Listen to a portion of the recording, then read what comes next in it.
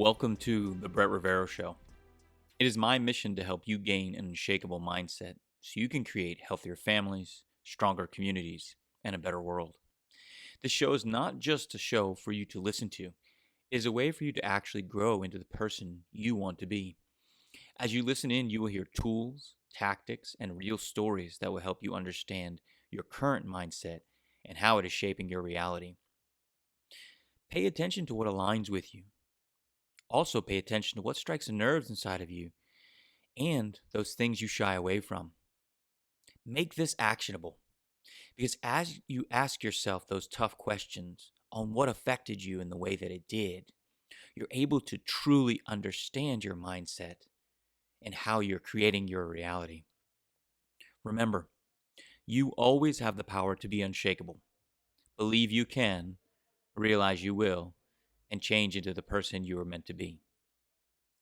Let's go ahead and dive in.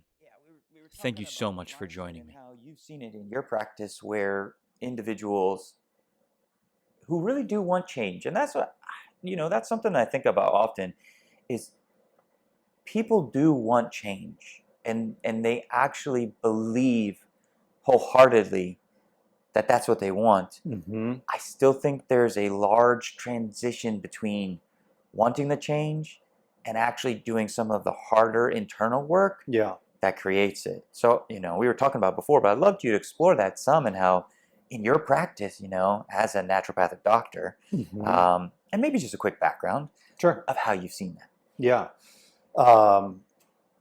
Mindset is the biggest factor that drives success in my field. Not as doctors, yes, I'm sure it does, but in working with patients. Because when people come in with a health issue, they're uncomfortable. It's at you, it's immediate, right? And you can't get away from it. And people want solutions and they want them quickly. Now, in a traditional medical model, the solutions do come quickly in the form of a pill, right? I think everybody would agree that those solutions create positive change, but don't solve the issue. So by default, the people that are coming into my practice as patients are looking for a way to actually get their body to heal. And in order to do that, they're going to have to make some fundamental change because the cornerstone of health is going to be your nutrition, your movement, your lifestyle habits. That is the cornerstone of everything. So now I'm messing with people's diets. And if you think people have funny relationships with their spouses or money or family or families of origin, wait until you start talking to them about what they like to eat, what drives their eating patterns, what drives their cravings, what drives what they want to do with food. I have had people be more upset with giving up a food item than ending a friendship or a relationship. And so that starts now driving into these very, very personal parts of people's life. And there becomes very quickly this very tangible and, from my perspective, visible disconnect between what the person is saying. They're telling me what they want their goal to be. Yes, Dr. Passero, I want to be healthy. Yes, I'm ready to make the changes with my food. Okay, here's what you have to do. And then 3 weeks later when we follow up, how are you doing? Oh, not so great. Have you made the changes that we identified that you were going to need to make? No. Okay, how come? I'm just really struggling with it. I was on vacation, or my family member, or I was having a rough week, or I've been so stressed out. And they know that if they make those changes, they'll achieve the goal that they want. And so there becomes this disconnect between their behaviors that they're needed to do to achieve that goal and what their stated goal is. So they just don't get there. And what we've learned in the clinic working with my nutritionist, who's like amazing at mindset work. She's done some life coach training and like really gets it, is that until somebody makes that mindset shift and does the work, when they do that, the goal just happens. So and after 20 years of doing this, it becomes hard and somewhat frustrating as the clinician to see the path. I know the health that that person is sometimes in tears, about wanting so badly. It's there. I know the human body, and I know that it will heal, and I know that it would happen, and I want it so badly for them, because that's why I got into this business. But they can't make it happen for themselves. And it creates so much internal suffering and disappointment and shame and strife. And it's just a sad story to watch play out. I wonder, where do you think of our attachment to food comes from? It's such an intriguing aspect. Well, there's so many layers to that, for sure. I mean, family of origin, what you grew up with, what you got programmed into you. And I'm sure in the work that you do, so much of our mindset gets programmed into us by that. We've done lectures literally just on mindset. We have like a 2-part series that's like 2 hours just on mindset. And the food issue is driven by so much. We have, culture is huge, because we are fed a story about food that is 100% false for the average American. Yeah, I agree. I had an interesting belief pop into my mind for a while that I played with. Is like, okay, yes, I understand that we are constantly to be driven by taste. What if we're solely driven by nutrition? Like, what if the only reason that we're supposed to consume food is simply for the health of this vessel?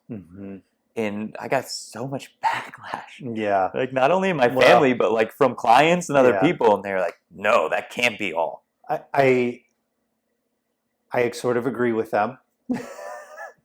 I think that there's a balance. I think that there are many things about the way our human body is designed that make life beautiful.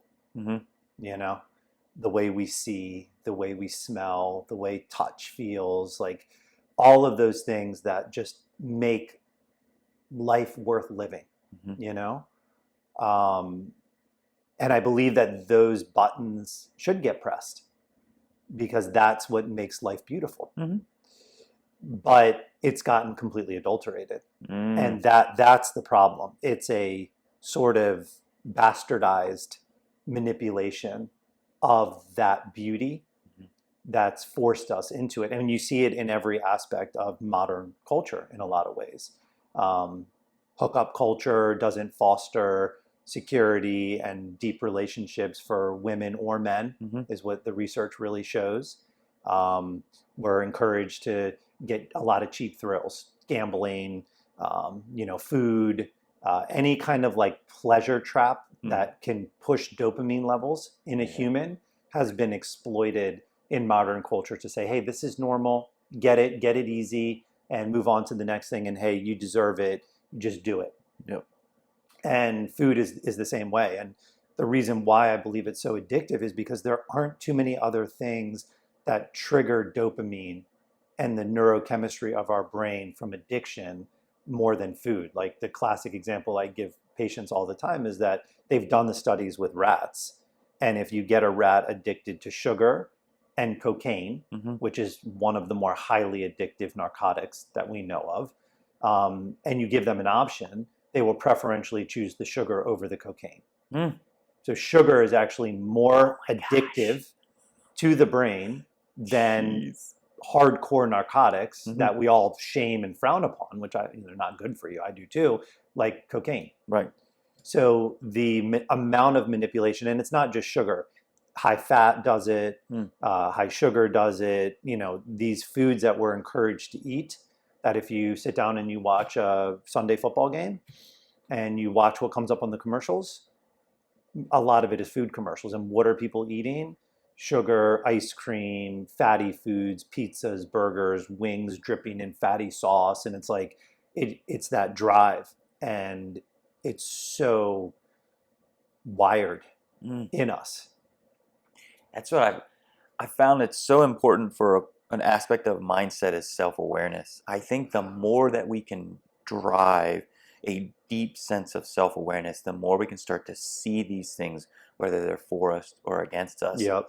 But it's at first sometimes a hard jump to make for individuals, because these patterns are so deep that I've had a multitude of clients say, this is who I am. When in reality, I mean, you know this better than I do. I think isn't every 7 years or something, we have a completely new cellular makeup or something. Yeah, pretty much. And so I'm like, okay, the data behind this is who I am is unreal. They've found that we can rewire our brain continuous throughout aging. And so culturally, I feel we get stuck on this is who I am when it's a completely incorrect stigma. Yeah, I would agree with that. We start with that lecture started with like education and awareness is the first step in mindset shift. And from our perspective around health, it's about looking at that construct of society. It's politics and big business. It's advertising and marketing. It's the food industry. It's cultural norms, because you have to you have to fight against kind of all of those. And in normal day life, you're just sort of like a rat being led down a maze, and you're sort of comfortable and you're sort of just getting led down. But if you take a step back and you look at the motivations behind why you're getting led down that maze, you're basically a product. Not the food, not the things they're selling. We are the product as the consumer. And once you realize how much you're being manipulated to make the choices that keep you sick and that keep you feeding into that system, it's sort of like, oh, I don't want to be part of that. It's like getting perspective on a relationship or getting perspective on something where you're like, I don't want to be part of that. And then all of a sudden the mindset, the way you viewed one thing, all of a sudden changes. And we didn't just invent that. We understood that by working with our patients for so many patients over 20 years, is that that's what would happen. I can't change. I could never give up this food, but my family says it has to be this way. And when I visit my parents, it's this way. And if I go out to eat with my friends, it's that way. And what restaurants have this, and I could never be the person that did this or that or this. And then, but they keep at it. They keep coming back because they're so driven to achieve their goal that they keep coming back to get the support. And then they make a little change. And then they make another little change. And then at some point, when the change is like kind of really locked in and they're getting their goal, they kind of see it. I can't believe I was doing that. I would never want to do that. Why was I doing that? And then they see it. They're like, oh my gosh, look at like all these things that are pushing me towards that. What have you seen are some of the key qualities that individuals have when they shift their mindset? You mean the key qualities of the people that actually make it to a shifted mindset, that actually like achieve? Is that what you're asking? Yeah. It's persistence. Intriguing. It's the persistence to keep at it, because any single time you go, and we have something my nutritionist designed as part of like how we work on mindset with people as they make changes. We have like a period of evaluation that she calls like failing forward.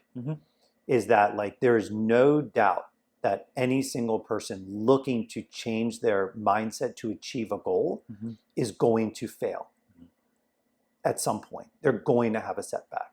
So how do you take that setback and make it a positive? by evaluating, like, what did I do wrong? Why did I fall back to my old mindset? What were the triggers? What could I do differently? How do we evaluate that to learn from it, so that we can have more awareness next time we go into that situation? And the people that fail and just say, oh, it's just too hard. I'm never going to make it. I'm never going to change. And don't go back at it. They never make it there. It's the people with the persistence that say, okay, that was rough.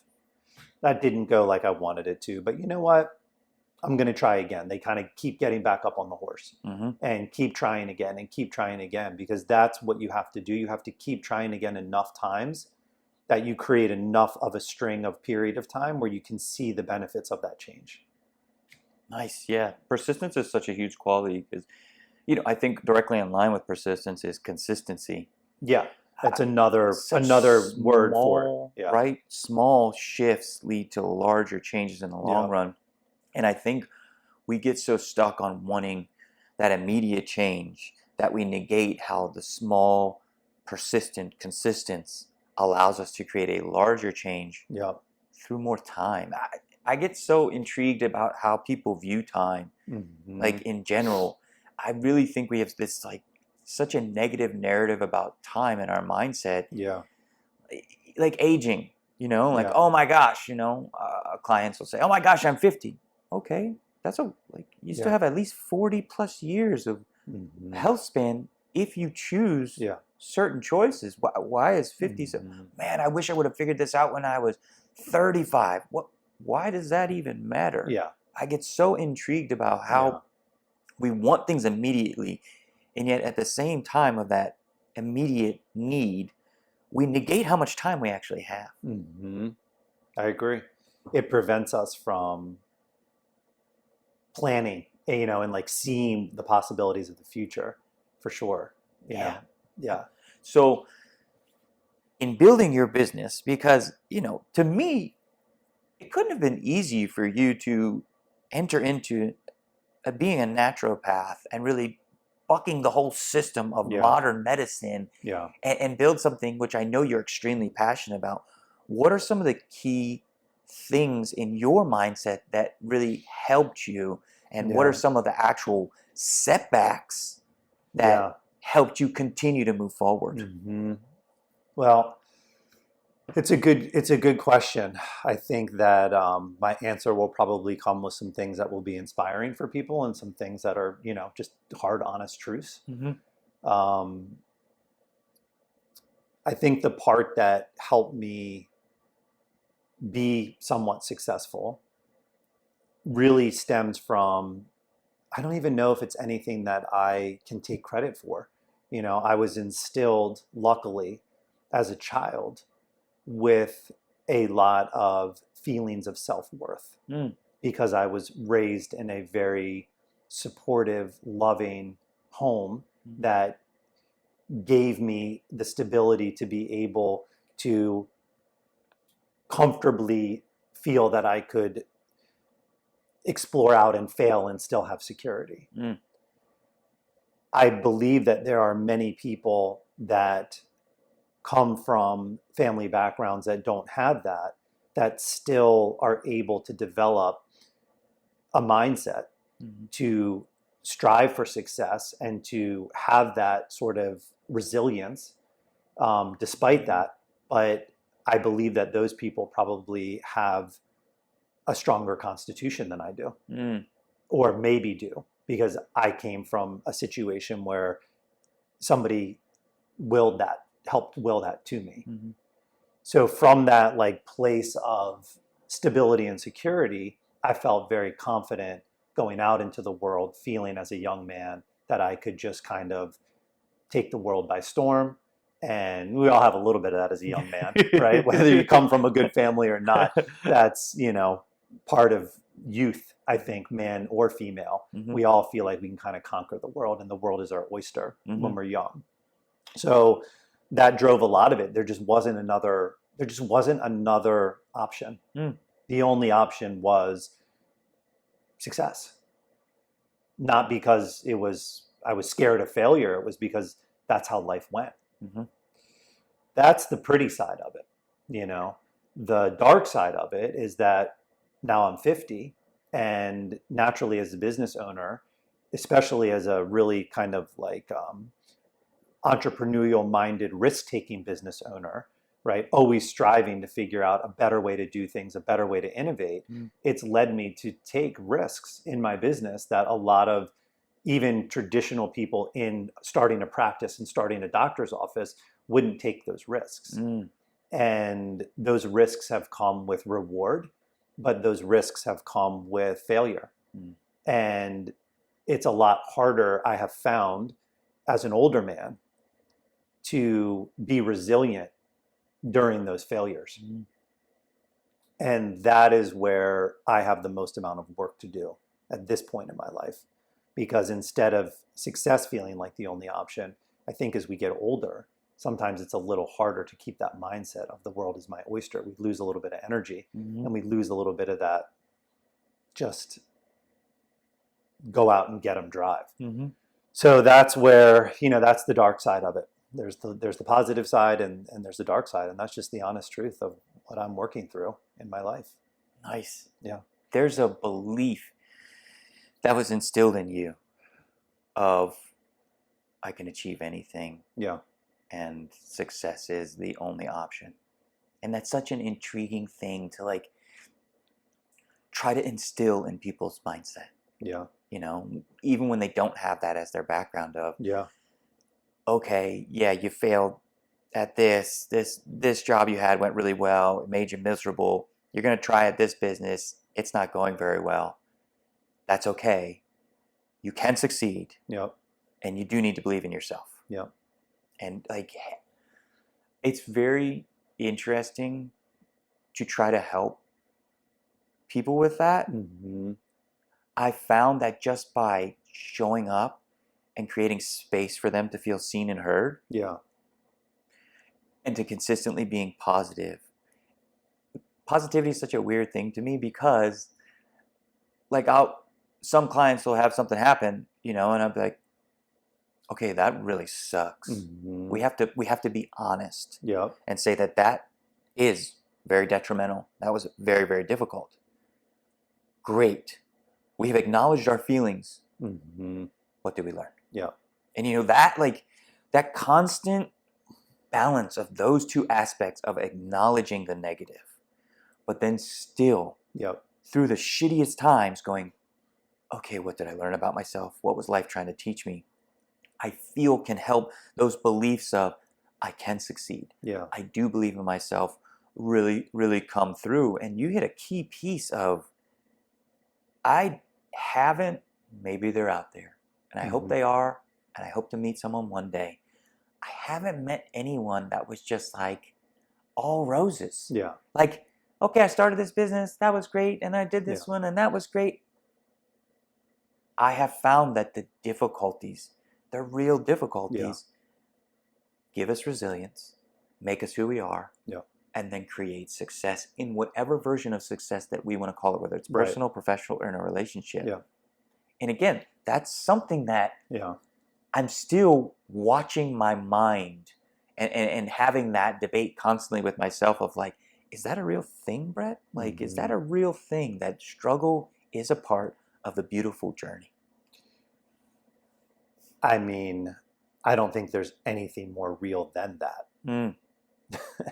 I don't think that struggle is part of life, and that word resilience is sort of what I think all successes boil down to.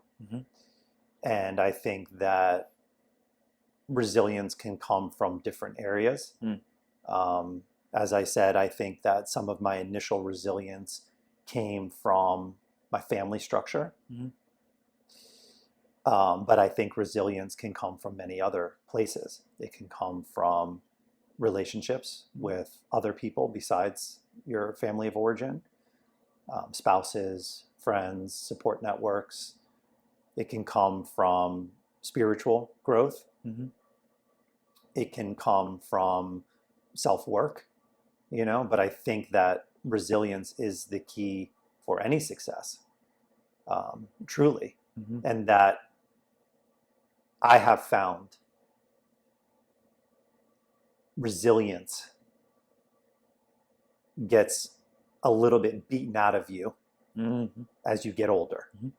because you encounter more challenges as you get older. And it's a very active work Yes. on a daily basis to maintain the resilience necessary to keep the successes in life, whether it be business, health, relationship, whatever it is. I love that because, okay, when we look at resilience, it is a necessary thing. And I think it is a very powerful thing that we have to have as humans, especially if we want to love and trust ourselves and to have success in whichever version of that reality that it is for us.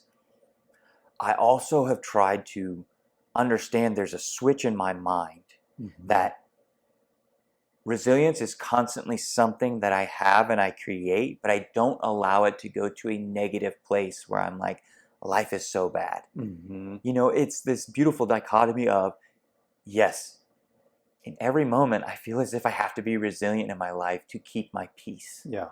At the same time, I am constantly looking at how that resilience is a beautiful gift and trying to see the positive of the world. Yeah. You are very positive. I try to You be. have a very positive mindset. I think that people can have resilience, positive and negative. Some people are wired, it seems like, to have more positive outlooks.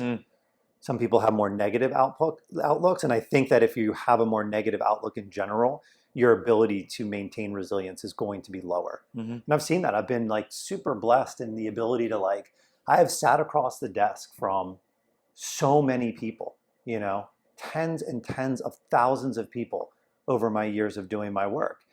And many of them have been 80, 85 plus or older.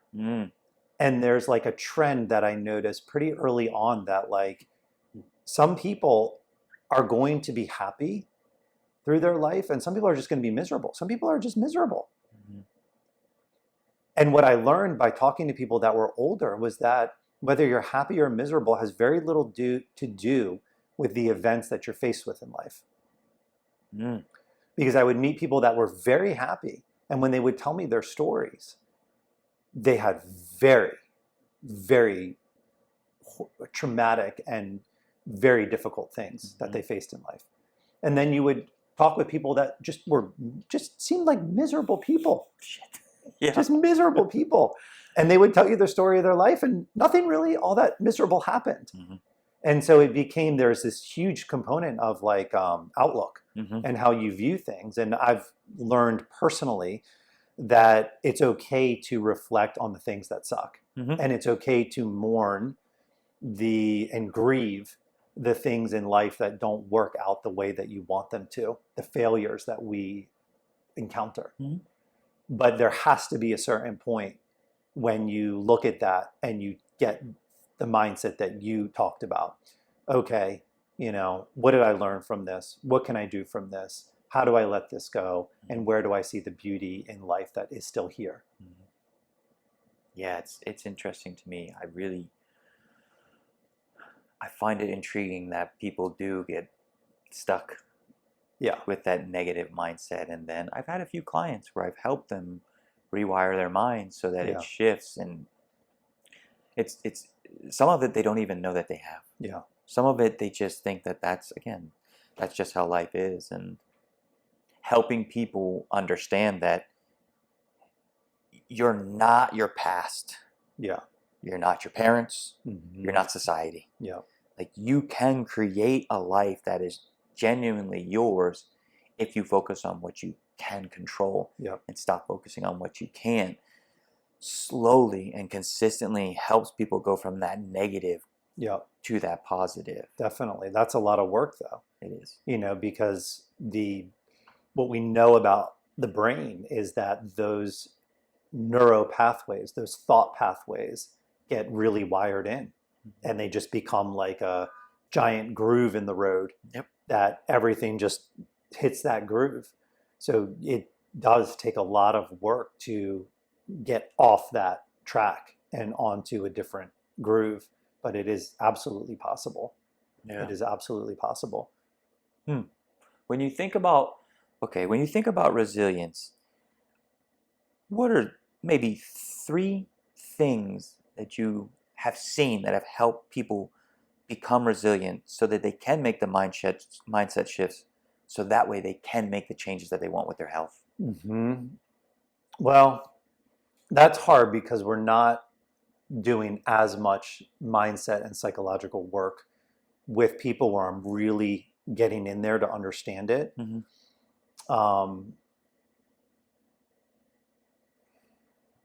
Ask me the question again.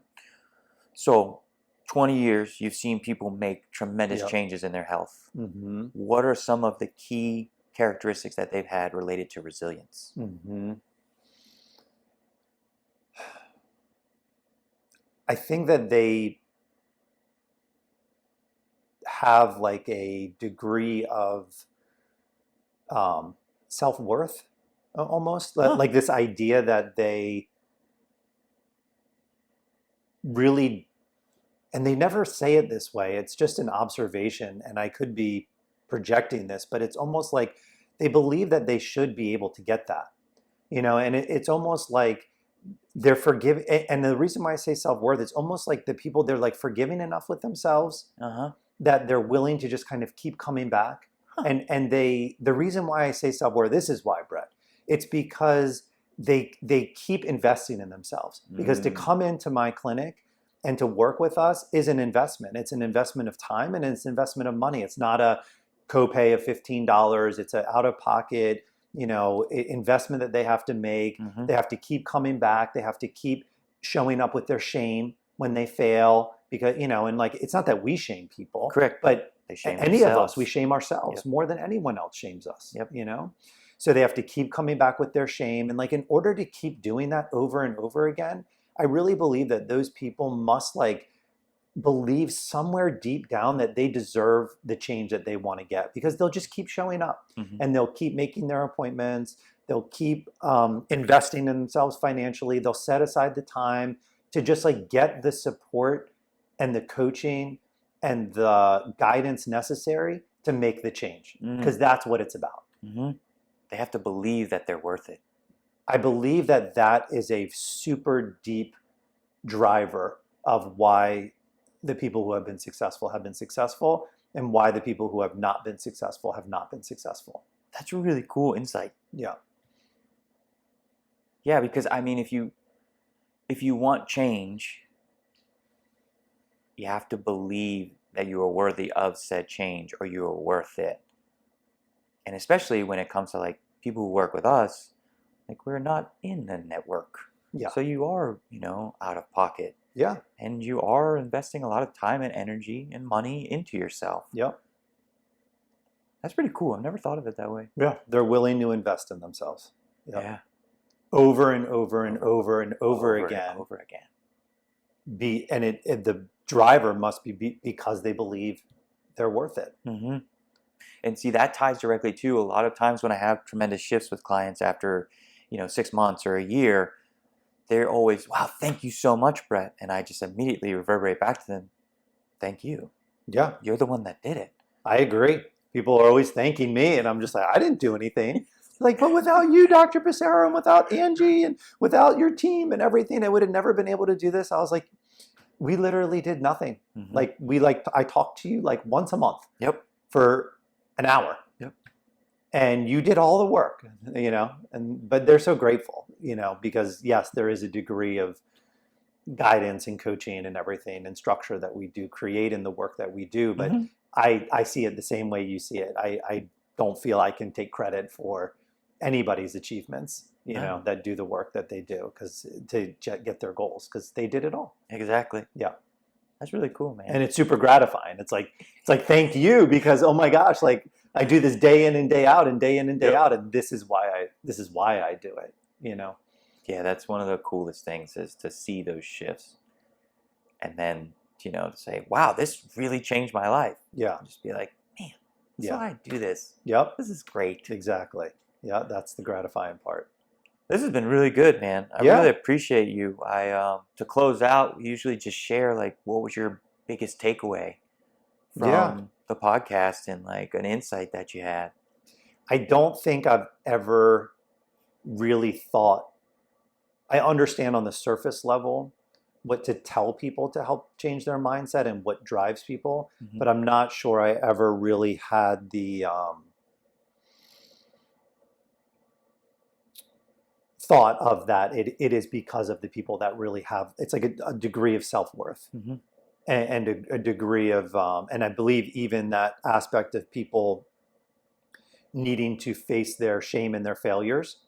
Because I'm just telling you, I don't know how it is in your work, but like we give people very definable action steps at each touch point that we have with them. And so at our next touch point that we have with them, there's always a review of how they did with those things. And there is so much shame that people bring when they don't necessarily do that. And I think that degree of self-worth, there's something with shame that is a huge driver. Whether it's people can't face their shame or they have certain wounds that they carry where that shame of failure is so painful that they can't bring it to light. And there's something in psychology there that I don't quite understand that maybe goes beyond self-worth, but there's something in that I think is I hadn't really realized. And then I think that a big takeaway is just sitting down and talking about it, because I was just raw and honest about my own journey, and just that's reflective and helps you see things from like when you have to talk about stuff. Sometimes it helps you see things from an outsider's perspective. And for me, that's motivating. That's how do I keep that in which I had that I knew drove happiness and success in every area of my life, and how do we not get stuck in our own ruts? And that's one of the really beneficial things that I experienced when you and I worked together personally. When I was getting coached by you, it was just so nice to talk about it and to reflect on it and to see my own shortcomings and my own challenges from a different lens to help me fight the good fight. Yeah, I think the biggest choice we can ever make is choosing ourselves. Yeah. And to do that consistently and view all aspects of who we are objectively, it's kind of hard sometimes. It's very hard. And I really like that piece that you pulled out, because when you have that self-worth, it makes it so much easier for you to be persistent and have resilience. Yeah. And I haven't viewed it in that way. And it makes so much sense. Yeah, to walk through that door or to meet with me online, you have to have some type of self-worth. Yeah. You have to know your worth, even though you're struggling, right? Even though you're not sure of your next steps. And I haven't really put that together yet. And we even talked about that before. That was a big shift for me, going like, my clients are usually very successful. The difference is there's an aspect that they're stuck or unsure of that they would like a perspective on, but they have enough self-worth that they're open to exploring it. Like, that takes a lot of courage. It does. And especially because most of the time people just meet me for the, like you probably like, hey, we just talked for 30 minutes. Yeah. Oh, cool. Let's sit down and let's really share what's going on. It takes a lot of courage. So I appreciate you bringing that, because that's a big takeaway for me. It's like, oh, okay. I really tied together. Okay, you can have success, but you can still be unsure of the next steps. Or you can have success in life, but your health might not be exactly what you want it to. Well, yeah, I've seen that where people have the big money business successes, but they have the heart attack, they have the autoimmune, they have the cancer issue, and success looks like a lot of different things. All that money, all those businesses, all that work, all that stuff doesn't look all that good when you don't have any time left or you can't even enjoy it. And that's where success has to come multiple different levels for sure. Yeah. Yeah. Nice, man. This So, is really yeah, good. thank you, Appreciate Brett. you. Yeah, it's great. Thank you so much for joining us on the Brett Rivero Show. If you're looking to take your personal growth journey one step forward, check out BrettRiveroCoaching.com to schedule your free breakthrough call. I look forward to seeing you next time.